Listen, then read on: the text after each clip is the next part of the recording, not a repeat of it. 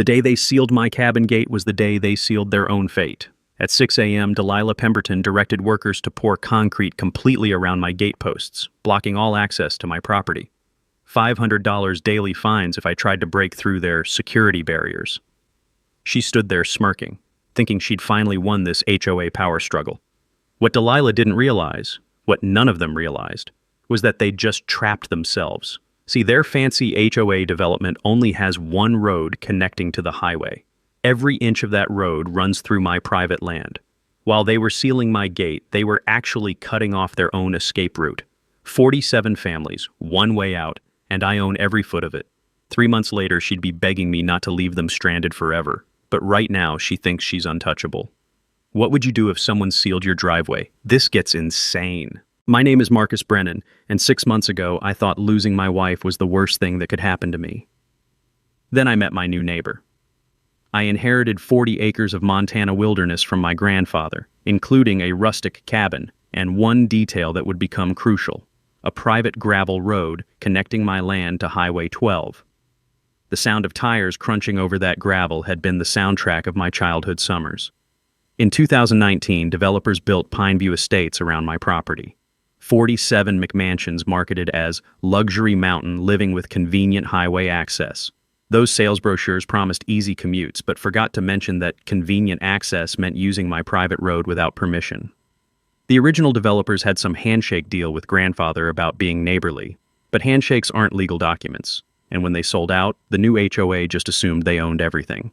For 4 years, nobody questioned it. Then Delilah Pemberton bought the biggest house in the development and immediately started her reign of terror. At 49, Delilah embodied everything I hated about suburban power trips: designer yoga pants that cost more than my monthly groceries, a white BMW she parked diagonally across 2 spaces, and that condescending smile she flashed while explaining how the world should work according to her vision. She became HOA president within 6 months, promising to elevate community standards and protect property values from declining influences. The cabin workshop smelled like cedar shavings and motor oil, scents that reminded me of grandfather's hands teaching me to build things that lasted. After Sarah died from lung cancer 2 years ago, those weekend retreats kept me functional. I'd arrive Friday evening, spend Saturday morning with my tools, then sit on the porch listening to water tumble over creek stones. That peace lasted exactly 14 days after Delilah's coronation. She appeared in my driveway with a clipboard and that shark smile, declaring my iron gate aesthetically incompatible with community vision. The gate had protected our property since 1987, but apparently it offended her refined sensibilities. "We need cohesive design elements," she announced, tapping manicured nails against her clipboard. "Something more upscale. The HOA has pre-approved contractors for appropriate fencing upgrades." I politely explained that my gate sat on private property, not HOA jurisdiction. Her smile never wavered, but her eyes went dead cold. "Oh, sweetie, geography creates mutual responsibilities. We'll work this out." 2 weeks later, a county inspector showed up investigating illegal structures and environmental violations.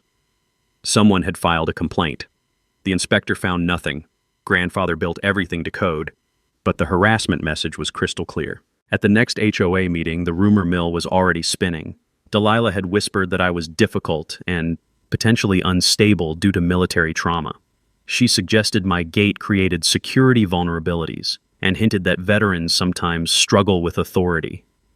The smell of cheap coffee and nervous sweat filled the community center as newer residents avoided eye contact. They'd bought into her narrative about the crazy hermit threatening their property values. But 20 years as an Army Corps engineer had taught me about petty tyrants. They mistake volume for authority and assume everyone else lacks backbone. Delilah was textbook, all bluster, no substance. The real escalation came on a September evening, thick with the sound of cicadas. Delilah knocked on my cabin door, clipboard in hand, demanding I attend mandatory community meetings to discuss my compliance obligations. I explained slowly, like talking to a child, that I wasn't an HOA member and my property wasn't subject to their fantasies. She actually laughed. "Geographic proximity creates legal obligations, Marcus. Your little hermit act ends now." When I refused, she filed another county complaint claiming my road access violated existing easement agreements. pure fiction, but harassment disguised as bureaucracy. That night, surrounded by the scent of pine needles and Sarah's favorite lavender candles still flickering on the mantel, I opened grandfather's surveyor case.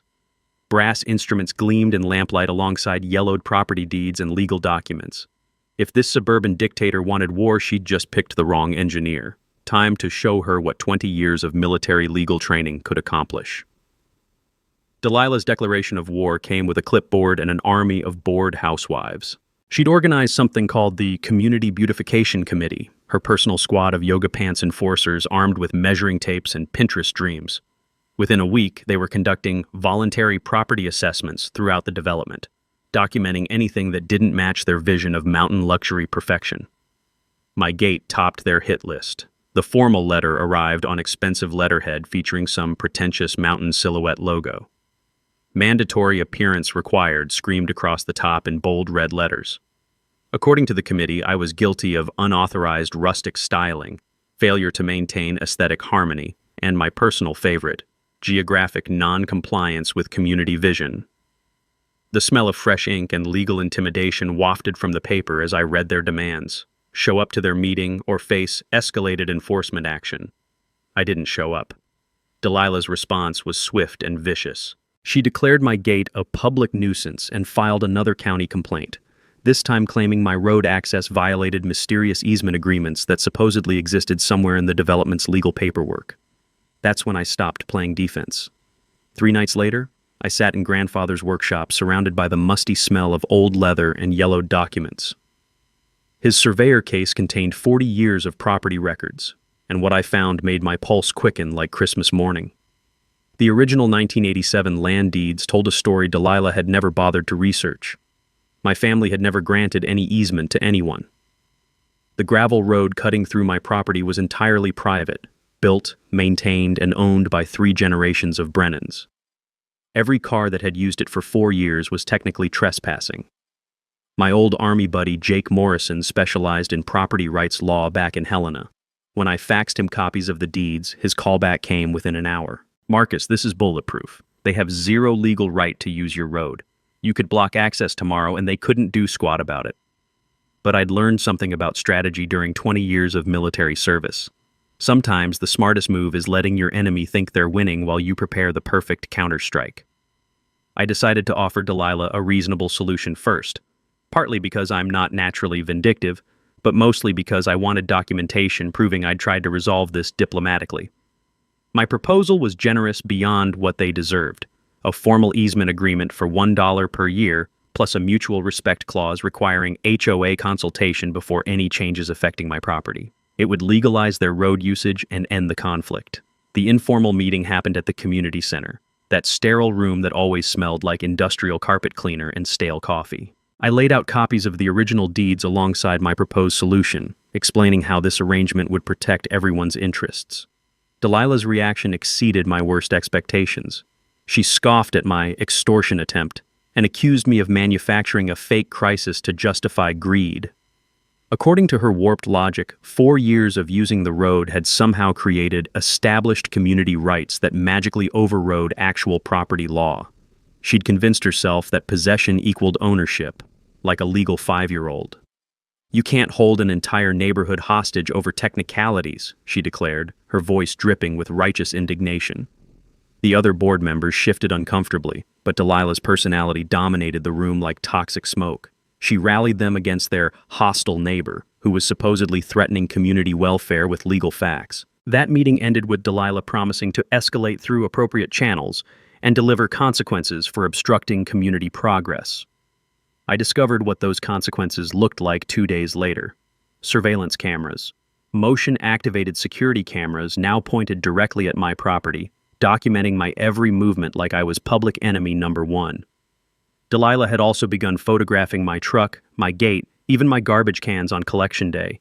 The constant click and whir of camera mechanisms became the new soundtrack of my weekend retreats. But here's where Delilah's paranoia became my golden opportunity. While researching her camera installation permits, I stumbled across something fascinating about Ms. Pemberton's real estate business.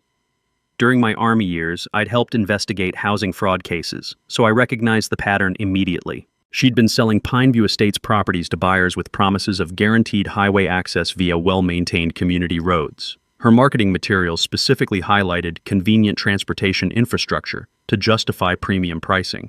3 houses sold in the past year alone, all with inflated prices based on road access she legally couldn't promise. Back when I'd worked with military legal teams, we'd seen agents lose their licenses for exactly this kind of material misrepresentation. The irony was beautiful. While Delilah documented my every breath, she'd been committing actual fraud. I started my own documentation project that night, trail cameras capturing every vehicle from her development using my private road. License plates, timestamps, frequency counts. Every school bus route and pizza delivery became evidence of organized trespassing. The familiar crunch of gravel under tires now sounded like future lawsuit settlements. Delilah's next move proved that desperation makes people stupid, but stupidity with money makes them dangerous. The certified letter arrived on a Tuesday morning, thick as a small phone book and smelling like expensive legal intimidation. The HOA board had voted to hire Crawford, Mitchell & Associates, downtown's most expensive law firm, to handle their property access dispute. Their retainer alone probably cost more than most families' vacation budgets. The threat letter was a masterpiece of legal theater. 40 pages of fancy letterhead essentially boiling down to, "Surrender your property rights or we'll sue you into poverty." They claimed my road usage materially interfered with community development and demanded I grant permanent public access or face eminent domain proceedings. Pure bluff, but it told me everything about Delilah's mindset. She'd convinced the board to gamble their entire operating budget on her personal war against reality. While she burned through legal fees, I spent my evenings doing something more productive, hunting through public records like a bloodhound tracking fresh scent. Back during my Army days, I'd worked with JAG officers investigating housing fraud near military bases. The pattern was always the same: agents promising amenities they couldn't deliver, inflating prices with fictional features, then vanishing when buyers discovered the truth. Delilah's sales record fit that template like a custom suit. 3 properties sold in 18 months, all marketed with her signature promise: premium highway access via established community transportation corridor. Her listing photos literally featured my private road, captioned as community infrastructure. She'd been selling my property as an HOA amenity without my permission, knowledge, or any legal right to do so. But here's where my research struck gold that would make a prospector weep with joy. One buyer had already filed a formal complaint with the State Real Estate Commission about misrepresented access rights and fraudulent marketing materials. Apparently, when their moving truck got stuck on the narrow road sections, they'd started asking awkward questions about maintenance responsibilities and legal easements. Questions Delilah couldn't answer because the easements didn't exist. The complaint was public record, buried in state bureaucracy, but accessible to anyone who knew the right filing systems. And 20 years of military paperwork had taught me exactly where to dig.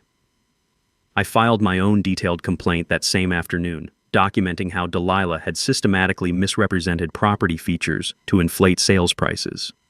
The State Real Estate Commission takes fraud seriously. Agents lose their licenses permanently for selling amenities they don't control, especially when buyers pay premium prices based on false promises. The irony was delicious. While Delilah hired lawyers to threaten me, she was already under investigation for actual crimes.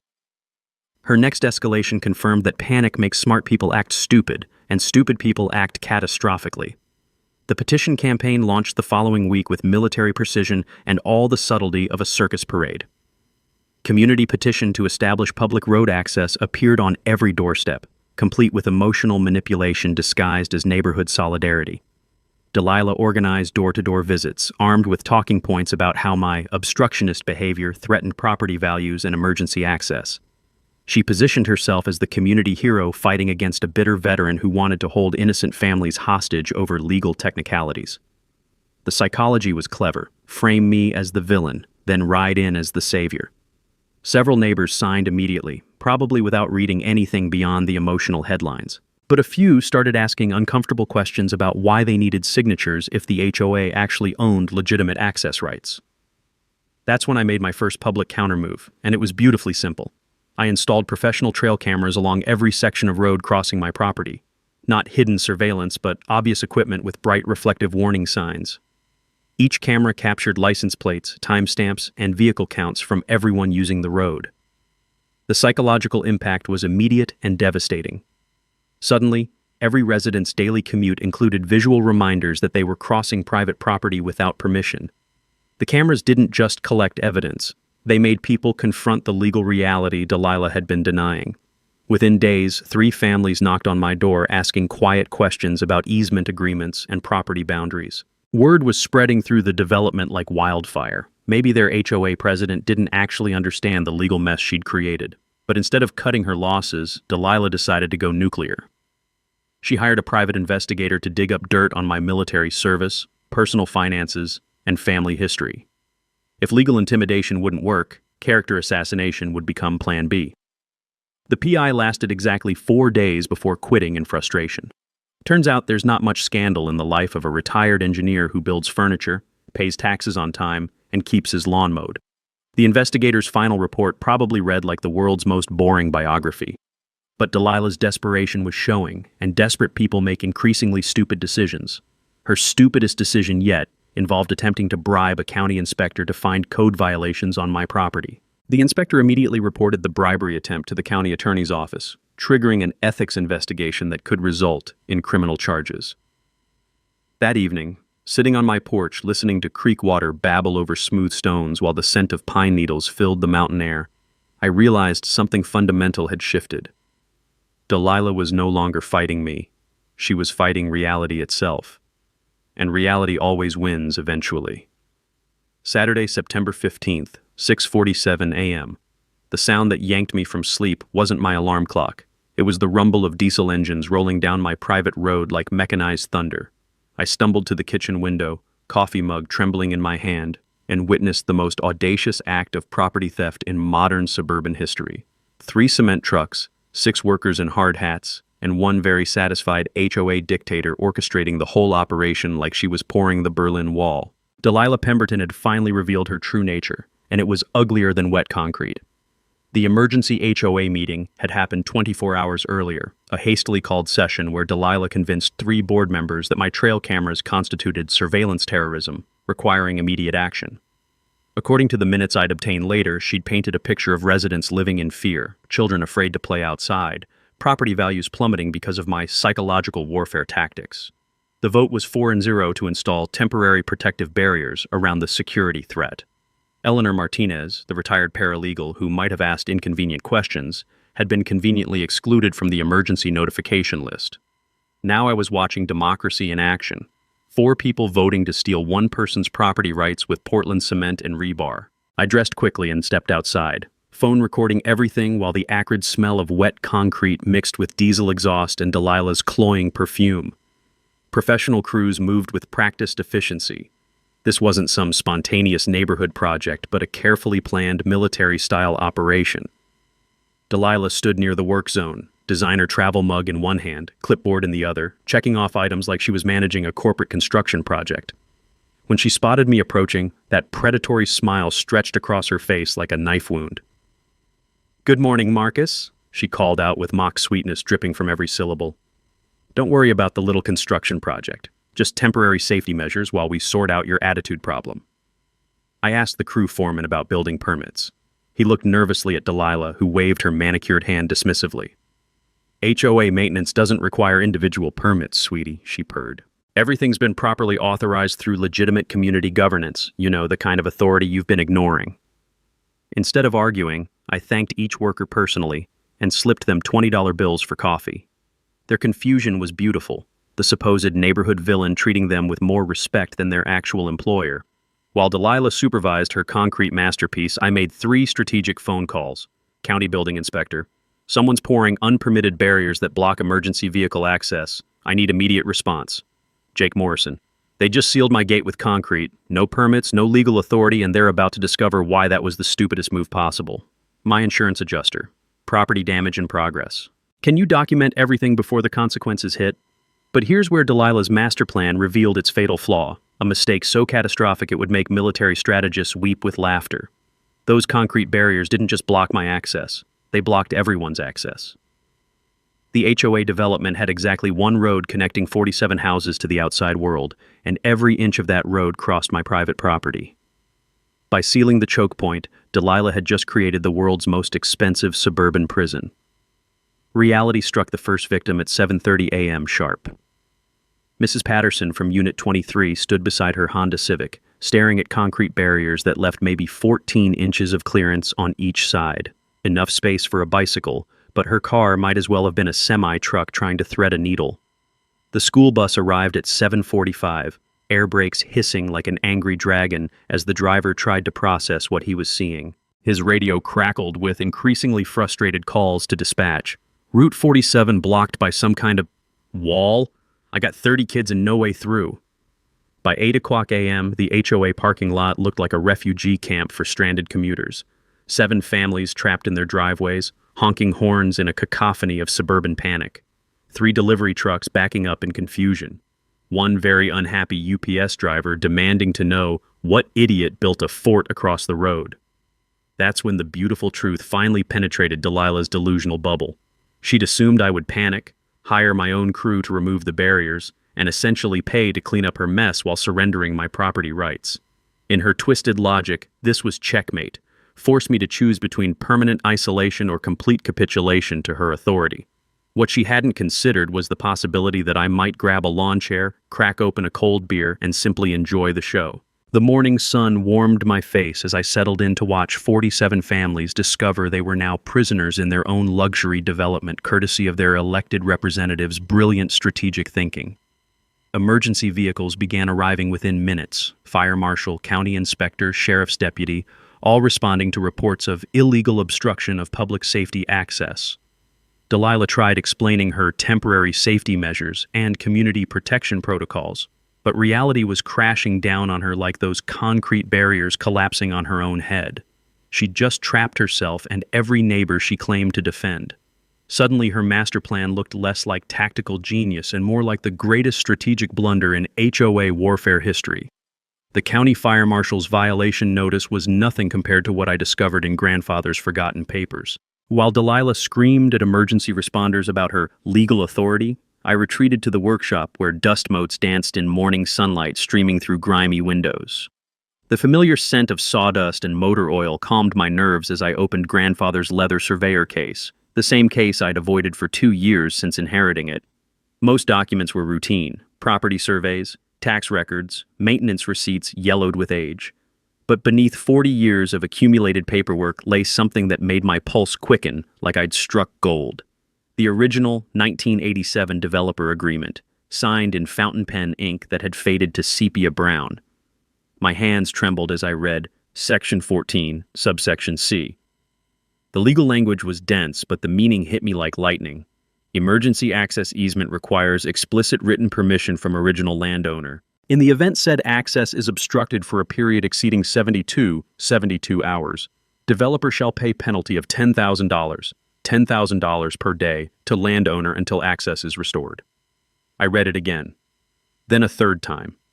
The developers had inserted this clause as protection, ensuring future landowners couldn't arbitrarily block access and strand their investment.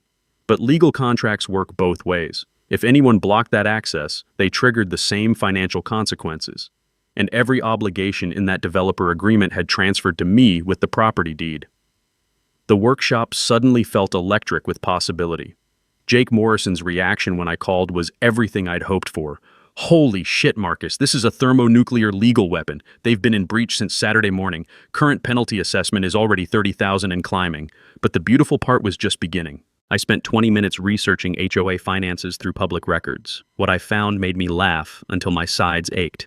Pineview Estates HOA total assets, $40,000 in operating and reserve funds combined.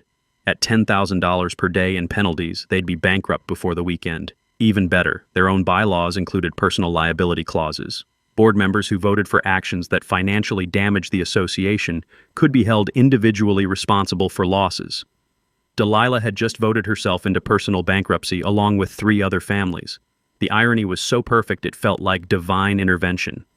I walked outside carrying copies in a manila folder, my boots crunching on gravel while chaos continued around the concrete barriers. Stranded residents argued with Delilah, delivery trucks backed up in confusion, and the school bus driver was calling his supervisor to report a road closure emergency. When I approached the crowd, conversations gradually died. Something in my expression must have communicated that everything had changed. Delilah, I called out, my voice cutting through the morning noise. She turned with that familiar shark smile, clearly expecting another desperate legal threat. Instead, I handed her the developer agreement and pointed to Section 14. You've been in breach of contract for 78 hours. Current penalty, $78,000. Your HOA's total assets, maybe $40,000 if you liquidate everything. The smile died like someone had switched off a light. That's impossible. We have authority to...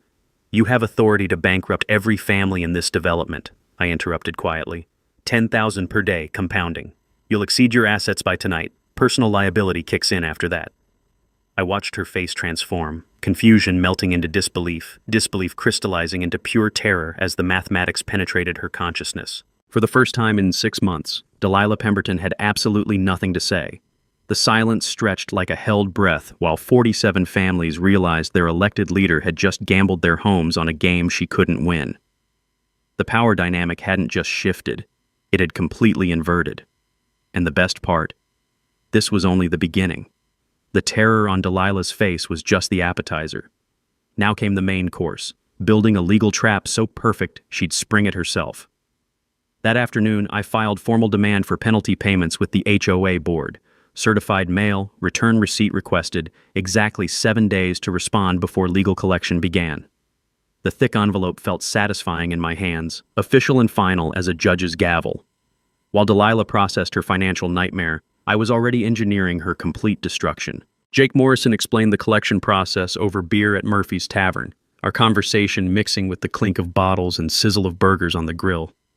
Property liens are your nuclear option, he said, sketching on beer-stained napkins. File a simple form with the county recorder, pay $50, and suddenly you own a piece of every house in their development until they pay up.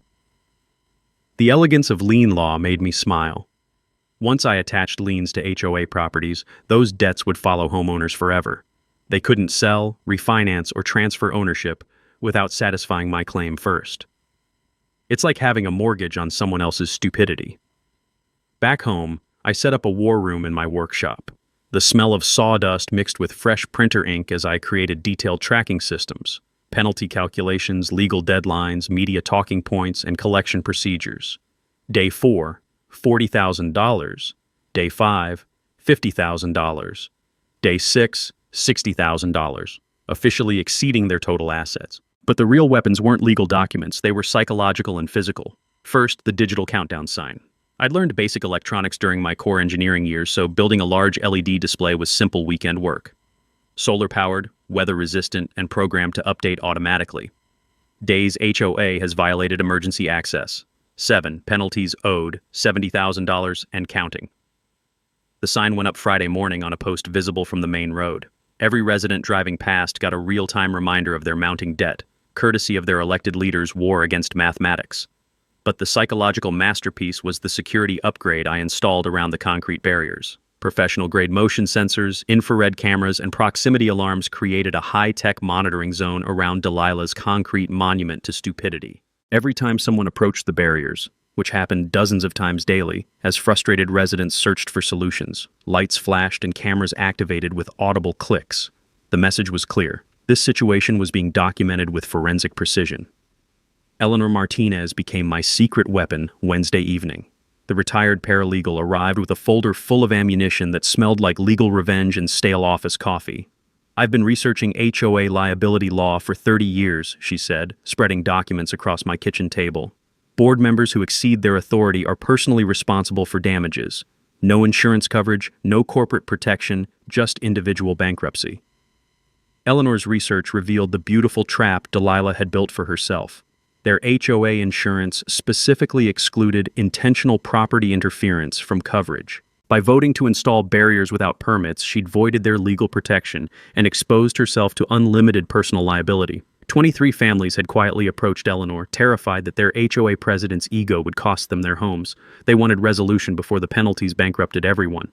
We're forming a coalition, Eleanor explained. Neighbors who understand that Delilah's pride is more expensive than anyone can afford.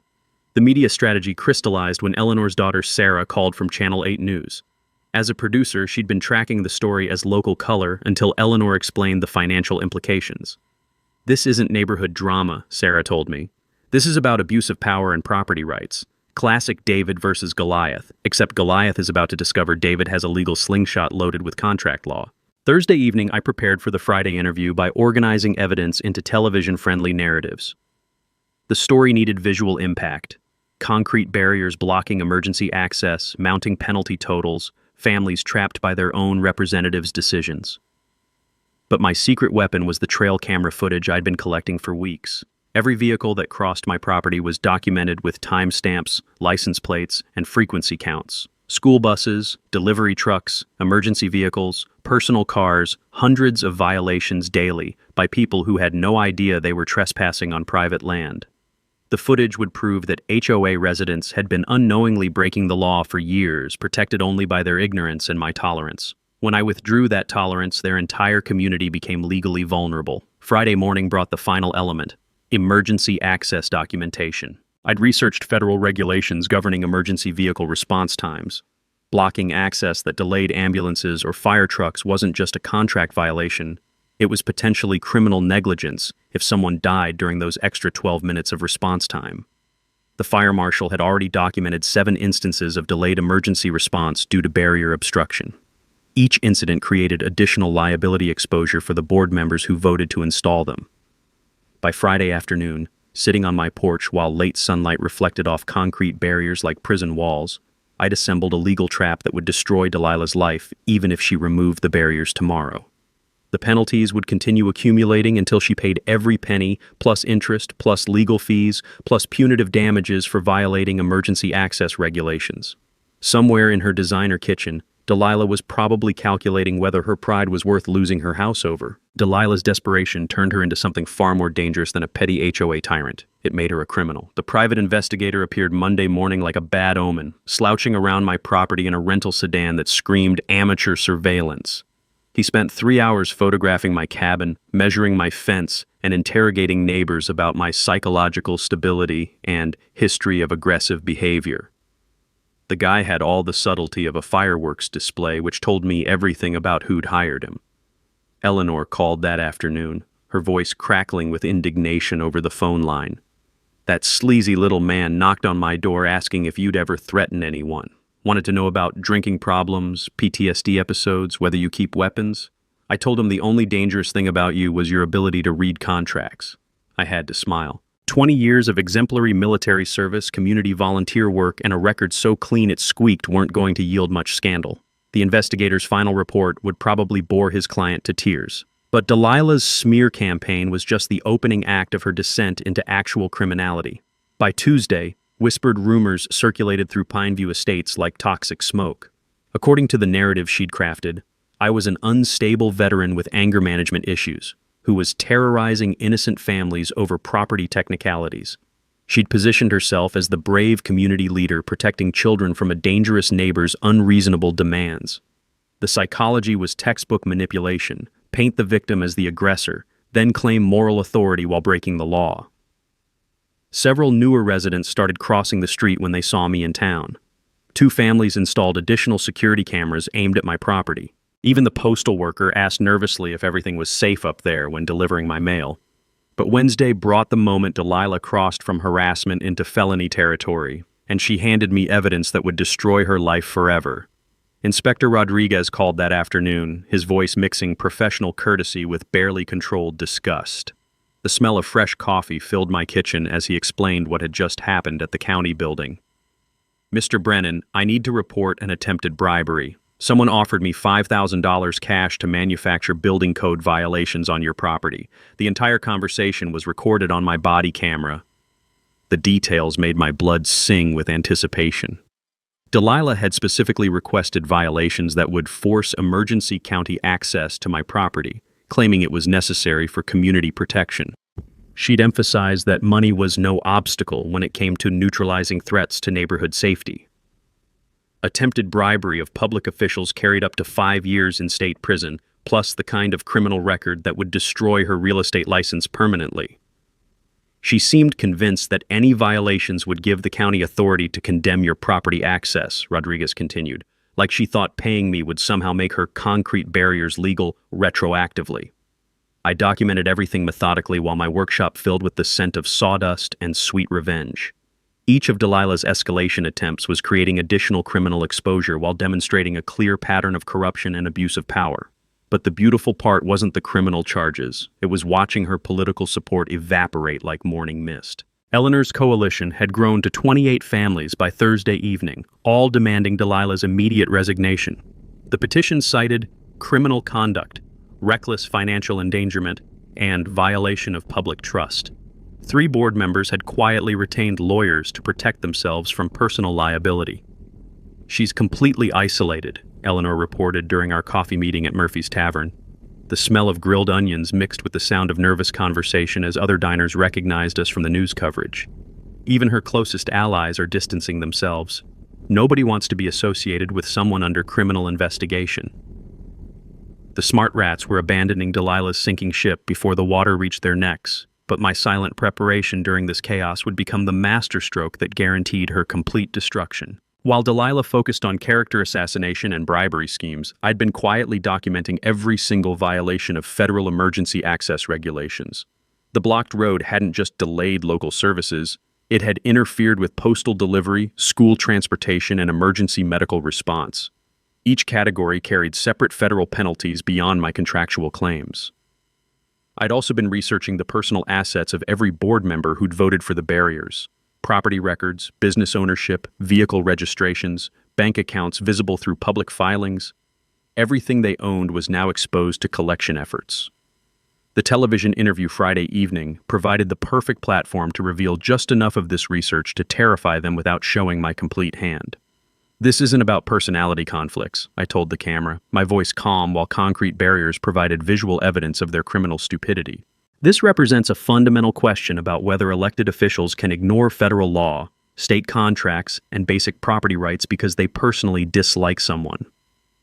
The penalty spreadsheet made beautiful television. 9 days, $90,000 owed, $40,000 in available assets. The mathematics of this situation are quite simple. The story went viral within hours, shared by property rights groups nationwide as the perfect example of HOA corruption and overreach. By Saturday morning, Delilah owed $100,000 with no way to pay and faced criminal charges that would destroy her career, her reputation, and potentially her freedom. Desperation makes people stupid, and stupid people make fatal errors. Delilah's final week of freedom began with her creating fake social media accounts and ended with her accidentally confessing to federal crimes on live television. The digital smear campaign launched Monday morning like a coordinated military assault. Concerned Neighbor 2023, Pineview Safety Watch, and Montana Property Truth flooded Facebook with identical posts about my dangerous veteran behavior and terrorist tactics against innocent families. The fake accounts used stock photos of smiling suburbanites, but the writing style was pure Delilah, melodramatic, self-righteous, and completely detached from reality. According to her online fantasy, I was holding children hostage with surveillance equipment and exploiting legal technicalities to steal homes from hardworking families. The smell of desperation practically oozed through my computer screen as I documented each account with screenshots and metadata for evidence. But Delilah's social media meltdown was amateur hour compared to what I discovered Tuesday morning while monitoring local emergency radio frequencies. The concrete barriers weren't just delaying response times, they were creating life-threatening situations that generated federal liability. An elderly resident had suffered a heart attack Monday evening, and paramedics lost precious minutes navigating around obstacles that shouldn't exist. The fire marshal's incident report documented how barriers materially impeded emergency medical response in a potentially fatal manner. Each emergency delay created additional criminal exposure while demonstrating the human cost of Delilah's authoritarian power trip. Meanwhile, Eleanor's resistance movement had exploded into full-scale revolt. 34 families now demanded Delilah's immediate resignation, including several original supporters who'd finally realized their HOA president was gambling their homes on a legal theory she'd invented. "She's completely lost touch with reality," Eleanor reported Wednesday morning, her voice echoing in the empty community center. The smell of stale coffee mixed with industrial floor wax as she spread out petition signatures covering the conference table. Yesterday, she called another emergency meeting to discuss federal intervention in local governance. Nobody came except Harvey, and even he left after 5 minutes. But my silent preparation during this chaos would deliver the coup de grace that destroyed Delilah's life forever. While she created fake social media accounts, I'd been documenting real federal crimes with forensic precision. The blocked emergency access violated not just state regulations but federal laws governing emergency response systems, postal delivery, and interstate commerce. Every delayed ambulance, blocked mail truck, and rerouted school bus represented separate federal violations with criminal penalties far beyond my contractual claims. I'd also completed detailed asset investigations of every board member who'd voted for the barriers. Property records, business registrations, vehicle titles, bank accounts visible through public filings, everything they owned was now mapped for collection efforts. Harvey Whitman's vintage Mustang collection, $85,000 estimated value. Janet Torres's vacation cabin, $180,000 equity. Mike Cove's small business assets, $120,000 in equipment and inventory. Combined, their personal assets could almost cover the penalties if I seized everything they owned. The spreadsheets made beautiful evidence of exactly how much Delilah's pride was going to cost her co-conspirators. Thursday brought the moment that transformed this local dispute into a national cautionary tale about HOA abuse. Channel 8's investigative follow-up aired at 6 p.m., featuring devastating footage of Delilah attempting to bribe Inspector Rodriguez. The body camera recordings captured her offering cash for manufactured violations while claiming community protection justified criminal behavior. But the real bombshell came during Sarah Martinez's live interview with Delilah outside her house Thursday evening. Confronted with evidence of fake social media accounts, bribery attempts, and mounting federal violations, Delilah completely melted down on camera. Instead of denying the charges, she doubled down with a rant about government overreach and her constitutional authority to protect property values from dangerous veterans. "I did what any responsible leader would do," she declared, her voice shaking with righteous indignation while cameras rolled. "Sometimes you have to break a few rules to protect innocent families from people who use legal technicalities as weapons." The admission of intentional rule-breaking, broadcast live on television, was the kind of evidence that prosecutors dream about.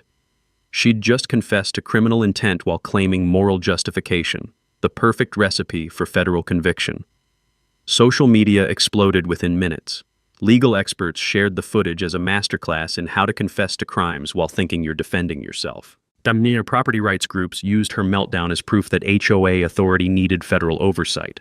By Friday morning, the story had gone viral nationally. My phone rang constantly with interview requests from CNN, Fox News, and 3 documentary filmmakers who wanted to explore HOA abuse as a systemic problem. The penalty total reached $130,000 as Friday evening approached, with Delilah's deadline for payment expiring at midnight. Her options were mathematically simple: pay money she didn't have, or face Monday's public confrontation with bankruptcy proceedings and criminal charges waiting in the wings. Saturday morning dawned clear and cold. Perfect weather for watching a suburban dictator's final performance before witnesses who would remember this day as the moment unchecked authority finally met immovable reality. The concrete barriers still reflected morning sunlight like monuments to monumental stupidity, but not for much longer. Monday morning, October 2nd, 9 o'clock a.m. sharp. The Pineview Elementary School gymnasium buzzed with nervous energy as 200 people filed into folding chairs arranged like a courtroom. The smell of industrial floor cleaner mixed with coffee breath and anticipation thick enough to cut with a knife. This wasn't just an HOA meeting, it was a public execution, and everyone knew it. Local news crews occupied the back rows, their cameras capturing every detail while reporters checked microphones and adjusted lighting. County officials sat in the front section, Fire Marshal Rodriguez with his violation reports, Sheriff's Deputy Morgan with arrest warrants in his briefcase, and Inspector Martinez, whose body camera footage had already destroyed Delilah's credibility forever. The residents of Pineview Estates filled the middle sections, their faces showing everything from anger to embarrassment to barely controlled panic. These were families who discovered their elected representative had gambled their homes on a legal theory she'd invented while watching too much daytime television. Eleanor Martinez sat beside me in the second row, her paralegal training evident as she organized documents with military precision. 36 families signed the petition for her removal, she whispered, the paper rustling like dry leaves. The remaining 11 are either hiding at home or planning to sell before this gets worse. At 9:15, Delilah finally made her entrance. She walked in wearing a designer suit that probably cost more than most people's monthly mortgage payments, her blonde hair freshly styled, and her makeup applied like war paint. but nothing could hide the dark circles under her eyes or the way her hands trembled as she approached the podium. Harvey Whitman and Janet Torres flanked her like reluctant bodyguards, both looking like they'd rather be getting root canals than attending this public humiliation. Mike Cove was notably absent. His lawyer had apparently advised him to maintain maximum distance from the unfolding disaster. Fire Marshal Rodriguez stood first, his uniform creaking as he approached the microphone. The gymnasium fell silent except for the hum of fluorescent lights and the subtle whir of television cameras. "Ladies and gentlemen, I'm here to present findings from our investigation into illegal obstruction of emergency access routes." His voice echoed off gymnasium walls as he held up a thick folder. "Over the past 11 days, concrete barriers installed without permits have delayed emergency response to this development 47 times. He opened the folder, and the pages seemed to whisper secrets as he read from incident reports. 3 medical emergencies with delayed paramedic access. 2 structure fires with impeded fire department response. 15 blocked mail deliveries. 27 disrupted school bus routes affecting 63 children. The crowd shifted uncomfortably, parents realizing their children's safety had been compromised by their HOA president's ego. Current fines total $55,000 and accumulate at $500 per day until violations are corrected.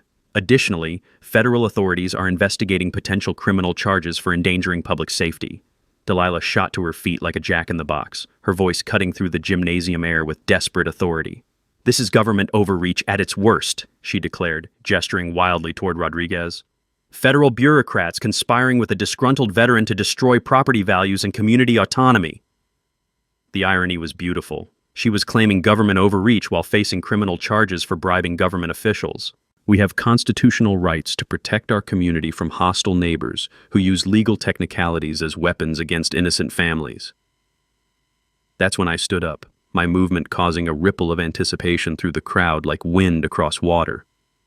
"Mrs. Pemberton," I said, my voice calm and measured in contrast to her hysteria, "you've had 11 days and multiple opportunities to resolve this legally. The offer I made 6 months ago still stands. $1 per year for legal easement rights plus mutual respect." I pulled out the penalty calculation spreadsheet, holding it up so cameras could capture the devastating mathematics of her situation. Current penalty assessment under the 1987 Developer Agreement, $137,000. Your HOA's total available assets, $43,000. Personal liability for board members who voted for illegal barriers, $94,000 and climbing. The silence in the gymnasium was so complete you could hear heartbeats. "You can have your road back today. It'll cost exactly what your pride has cost this community. Everything." Delilah's face cycled through confusion, rage, and dawning terror as the mathematics finally penetrated her delusions of authority. The woman who'd spent months claiming moral superiority was discovering that mathematics doesn't negotiate with ego. Sheriff's Deputy Morgan stood up, his hand resting on handcuffs that gleamed under fluorescent lights. "Mrs. Pemberton, you're under arrest for attempted bribery of public officials and conspiracy to obstruct federal emergency services." As the handcuffs clicked around Delilah's wrists with metallic finality, 200 witnesses realized they'd just watched the moment when suburban authoritarianism collided with actual law enforcement. The concrete barriers would be removed within hours. The bills would take years to pay off, but the lesson about unchecked authority would last forever. 3 months later, the concrete barriers were gone. Delilah was facing 5 years in federal prison, and Pineview Estates had learned expensive lessons about electing dictators to neighborhood positions. The HOA paid me $137,000 in penalty fees, plus $23,000 in legal costs. Money they raised through emergency special assessments averaging $3,400 per household. Most families arranged payment plans, but 3 properties went into foreclosure when owners couldn't handle the additional debt. Delilah's house sold at auction for 30 cents on the dollar. She'd fled to her sister's apartment in Billings while awaiting trial on federal bribery charges, her real estate license permanently revoked, and her savings account emptied by legal fees. Justice tastes better than morning coffee when it's served with compound interest. I used the penalty money to establish the Property Rights Education Scholarship at Montana State University, providing annual grants for law students studying land use and HOA reform. The first recipient was Eleanor's granddaughter, who planned to specialize in protecting homeowners from association abuse. But the real change came in how Pineview Estates governed itself. Eleanor Martinez was elected HOA president by unanimous vote, implementing transparent budgeting, mandatory legal review of all board actions, and community approval requirements for any decisions affecting property access. Board meetings moved from Delilah's kitchen table conspiracy sessions to properly noticed public gatherings. The development became a model for responsible HOA governance, hosting seminars for other communities struggling with authoritarian board members. Eleanor's common sense property management workshops drew attendees from 3 counties, teaching the radical concept that HOA boards serve residents rather than ruling them. My weekends returned to peaceful woodworking therapy, the familiar smell of cedar shavings replacing the scent of legal documents and concrete dust. But I'd gained something unexpected from this whole ordeal: genuine friendships with neighbors who'd discovered that standing up to bullies creates stronger communities than tolerating them. The memorial garden I built for Sarah expanded to include a small gazebo where Eleanor and I meet weekly to discuss community issues over coffee and homemade cookies. Her late husband's tools joined my grandfather's collection, and we spend Saturday mornings building benches for the local veterans park. The rescue dog I adopted, a German Shepherd mix named Justice, greets every neighbor with tail-wagging enthusiasm, proving that even former enemies can become friends when mutual respect replaces mutual hostility. My gate remains exactly as it was: iron-wrought protection that satisfies everyone's aesthetic concerns while clearly marking private property boundaries. But now it stands open most weekends, welcoming neighbors who stop by to share coffee, swap stories, or learn basic woodworking skills. The road that caused so much conflict became a symbol of cooperation when I formalized the easement agreement for the original $1 per year, plus a community BBQ clause requiring annual neighborhood gatherings at my property. Last summer's Good Neighbor Barbecue drew 60 families, with everyone contributing dishes, stories, and laughter that echoed through the mountains until midnight. Children played on equipment I'd built while adults discussed everything except property disputes and legal penalties. This story inspired state legislators to pass the Montana HOA Accountability Act, requiring association boards to carry liability insurance, submit to annual audits, and face personal responsibility for actions exceeding their legal authority. 3 other states adopted similar legislation after my case, became a national example of what happens when suburban power corrupts absolutely. The ripple effects continue spreading through property rights organizations nationwide, with my story becoming required reading in law schools teaching municipal governance and association liability. But the best outcome happened last month when a young Army veteran called seeking advice about his own HOA dispute. I spent 2 hours walking him through property research, legal documentation, and strategic planning, teaching him that knowledge and patience defeat authoritarianism more effectively than anger and confrontation. Remember, I told him while Justice supervised from her favorite porch spot, bullies only win when good people don't know their rights. Do your homework, document everything, and let mathematics handle the revenge. If you've survived your own HOA nightmare, drop a comment with your location and story. I read every single one and learned something from each battle against suburban tyranny. Hit that subscribe button for more stories where regular people outsmart corrupt systems using nothing but research, patience, and the beautiful mathematics of property law. Next week's story involves a landlord who thought he could steal a veteran's security deposit. Spoiler alert, he was wrong about everything. Thanks for hanging out with us on HOA Stories, where the HOA Karens meet their match.